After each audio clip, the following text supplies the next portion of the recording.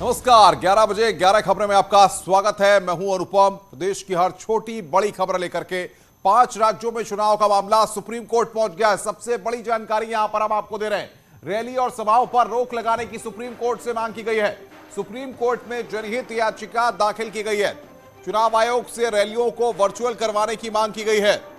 बड़ी खबर इस वक्त की, आज की सबसे अहम और बड़ी खबर, सुप्रीम कोर्ट में जनहित याचिका दायर की गई है। रैलियों को वर्चुअल करवाने की मांग की गई है।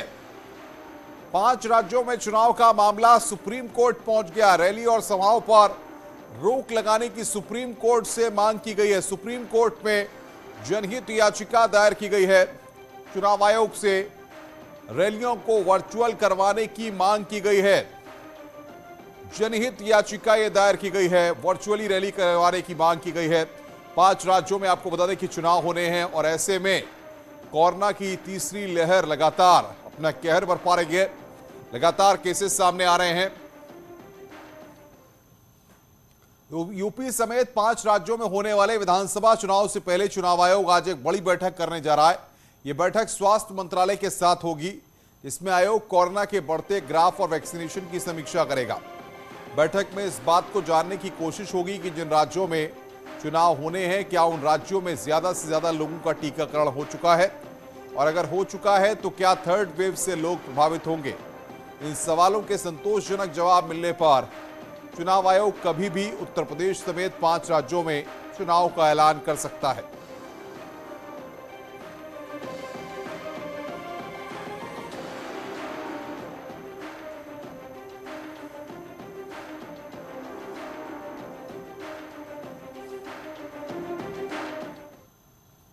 यूपी और उत्तराखंड में विधानसभा चुनाव होने हैं। इसके अलावा पंजाब, मणिपुर और गोवा में भी चुनाव होने हैं।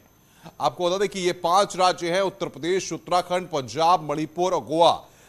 यहां पर 5 राज्यों में चुनाव होने हैं। उत्तर प्रदेश में 403 सीटों का जो दंगल है वो काफी दिलचस्प दंगल रहा है। इस बार भी मुकाबला काफी कड़ा है और अब ऐसे में इन 5 राज्यों में यानी कि उत्तर प्रदेश, उत्तराखंड, पंजाब, मणिपुर और गोवा, इन 5 राज्यों की क्या तस्वीर उभरती है इस बार 2022 के दंगल में, यह यहां पर देखना होगा।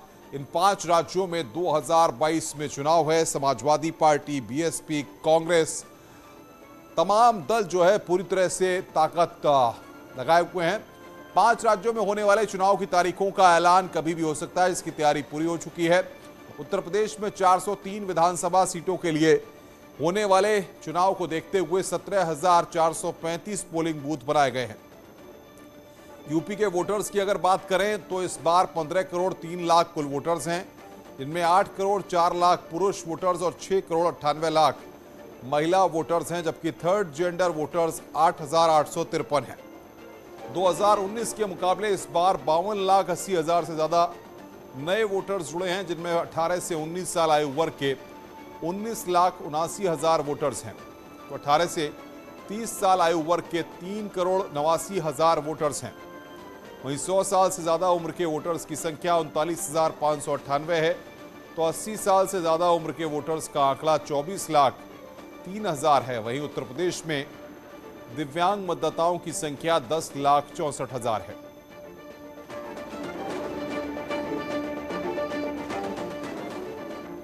और बातचीत करने के लिए दिल्ली से हमारे संवाददाता विनीत हमारे साथ जुड़ रहे हैं। विनीत, अब हर किसी को उस वक्त का इंतजार है जब 5 राज्यों में चुनाव की तारीखों का ऐलान होगा। आज होगा, कल होगा या किसी और दिन होगा। इसको लेकर कयासों का बाजार गर्म है। बताइए, आज बैठक भी आयोग करने वाला है स्वास्थ्य विभाग के अधिकारियों के साथ, क्या अपडेट आपको मिल पा रहा है?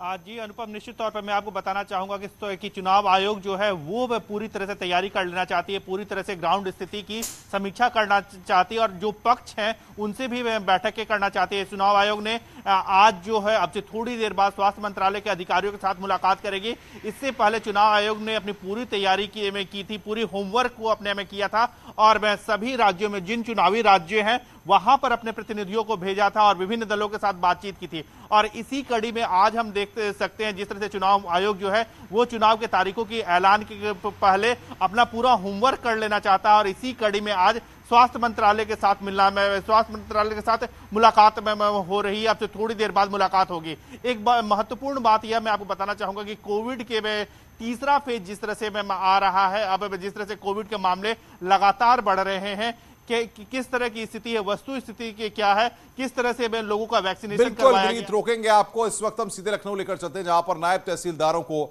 नियुक्ति पत्र दे रहे हैं मुख्यमंत्री। सीधे आपको ले चलते हैं। आपका उत्साहवर्धन करते रहिए। ये हमारे नव नियुक्त नायब तहसीलदार हैं प्रतीक्षा मौर्य जौनपुर से, अनुराग दुबे कन्नौज उत्तर प्रदेश से, कौशल चौरसिया अयोध्या उत्तर प्रदेश से,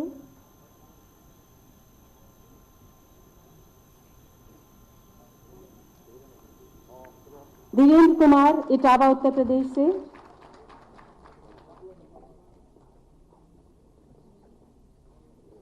दिव्यांश शाही मणियाम लखनऊ से। आप सभी ढेर सारी बधाइयों के पात्र हैं। हमारी शुभकामनाएं आपके साथ हैं। कीरत सेन दौराला मेरठ से,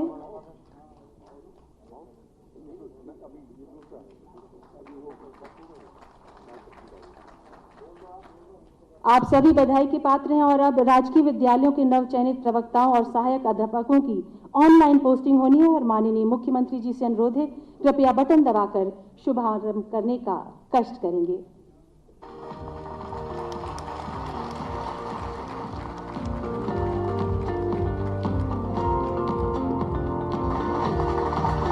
और अब शिक्षा विभाग के चयनित प्रवक्ता विवेक मणि त्रिपाठी, बायोलॉजी विषय आपका है, बस्ती से हैं आप। विवेक मणि त्रिपाठी मंच पर।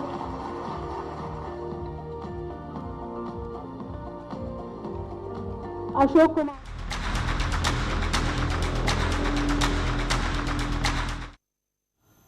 देश में तेजी से बढ़ता कोरोना। पिछले 24 घंटों में कोरोना के 90,928 नए मामले सामने आए हैं।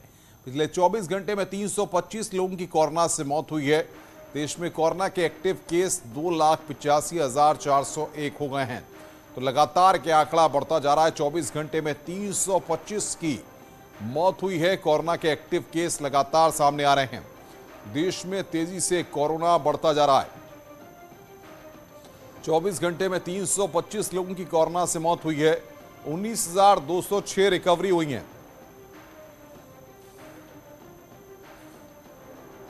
मेरठ में भी कोरोना तेजी से पैर पसार रहा है। लगातार वहां पर केसेस सामने आ रहे हैं, इसके चलते लोगों को दिक्कतों का सामना करना पड़ रहा है।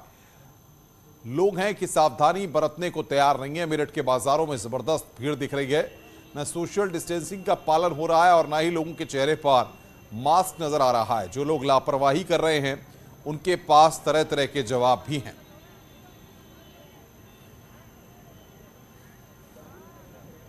और बातचीत करने के लिए दो संवाददाता हमारे साथ जुड़ रहे हैं। अनामिका हमारे साथ जुड़ रही हैं और अमित गंजू हमारे साथ कानपुर से जुड़ रहे हैं।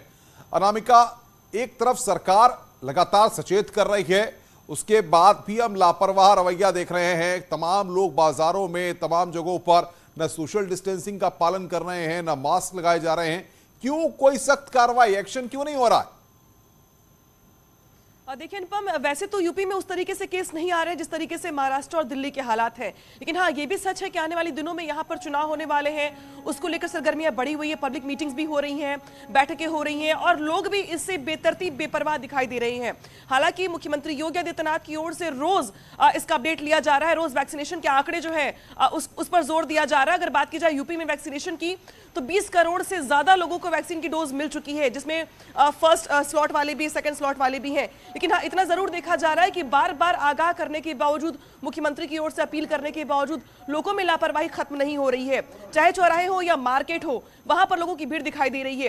हालांकि मुख्यमंत्री की ओर से निर्देश के बाद जो स्कूल है उनको बंद कर दिया गया 14 तारीख तक के लिए, लेकिन जो नौजवान हैं या बुजुर्ग हैं या नौकरी पेशा लोग हैं, अब वो अलर्ट रहने को तैयार नहीं है। बगैर मास्क के आपको भीड़ में घुसे दिखाई दे देंगे, चौराहों पर नजर आ जाएंगे। सरकार की ओर से ये जरूर कहा गया है कि यूपी की अगर बात की जाए तो जिस भी जिले में 1000 से ज्यादा केस होते हैं वहां पर जिलाधिकारी को पूरा अधिकार दिया गया है कि वो अपने तरीके से वहां पे पाबंदियां। अमित गंजू भी हमारे साथ हैं कानपुर से। अमित, हमने देखा कि कल आप कानपुर के अलग अलग बाजारों में गए थे, वहां पर आपने तमाम लोगों से बातचीत भी की, बड़े अलग तरह के जवाब लोगों ने वहां पर दिए और कोई भी मास्क नहीं लगाया हुआ था। उसके बाद भी कोई सख्ती नहीं, कोई कार्रवाई नहीं।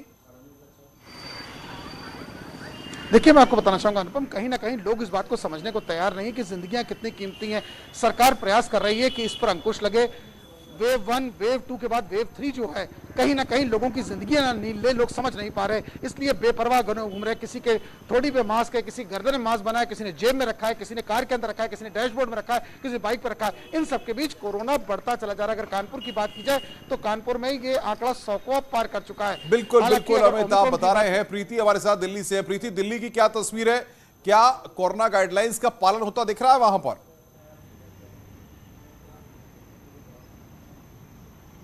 बिल्कुल, मैं आपको बता दूं कि दिल्ली दूसरे नंबर पर है जहां पे कोविड के सबसे ज्यादा केस हैं। महाराष्ट्र में सबसे ज्यादा केस हैं, उसके बाद दिल्ली में सबसे ज्यादा केस हैं। आज भी अगर हम 24 घंटे की बात करें तो पिछले 24 घंटे में 90,000 से ज्यादा केस जो आए हैं। प्रीति, रोकेंगे, इस वक्त योगी आदित्यनाथ बोल रहे हैं, सीधे ले चलते हैं। उनके अभिभावकगण